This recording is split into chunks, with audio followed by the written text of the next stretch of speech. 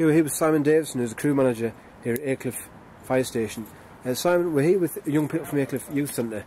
They've been undertaking a course in to improve driving. It's a vehicle education programme. One of the modules is to spend a day here at the fire station. Tell us a bit about what they've been doing. Yeah, okay. We welcome the gentlemen to the fire station for an awareness programme on the implications of possible dangerous driving, drink driving, and drug driving as well. We started off by giving a brief quiz really to find out their knowledge on what they knew with regards to driving, with regards to national statistics, how many people are injured and killed on our roads today. We did a multiple choice quiz on that, and we'll do that again at the end to see what information they've taken on board throughout today. And then we started the seriousness of the presentation, I guess. We showed them some graphic images and short videos on the implications of dangerous driving and the carnage and the hurt and effect that it can leave behind. And then we did introduce the fact that we're going to take 4 people outside, we're going to put them in the car and do a live extrication.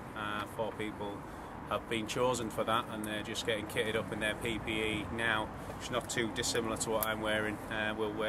We'll dress them up in firefighting kit, our uniform. We'll give them a helmet, goggles and gloves and a dust mask as well for their own safety, and then we'll bring them outside and place them in the car.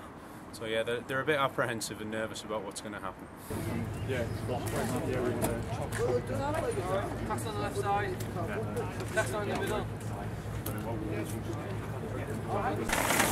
Take it off you. Pass that to the back. Yeah. Stop all the blood.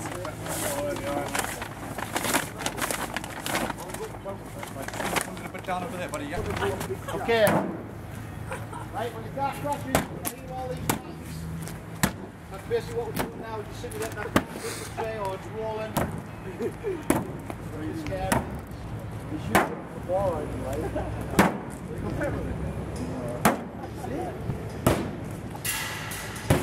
Crash, you're going to hear all these noises around you.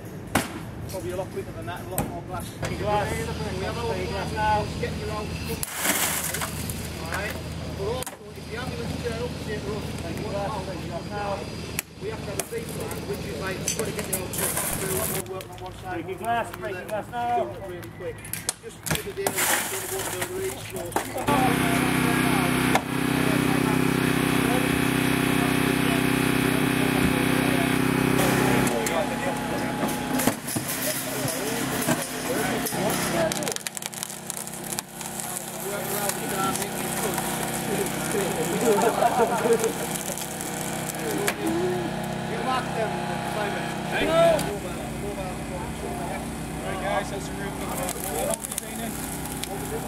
Stand by for impact!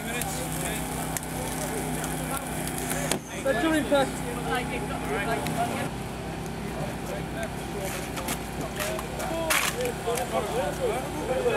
I've got to convert now, lad. And then you've got all the straps which will then go around.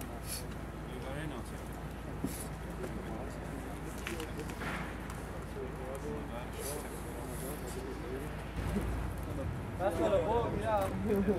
Okay, ready today.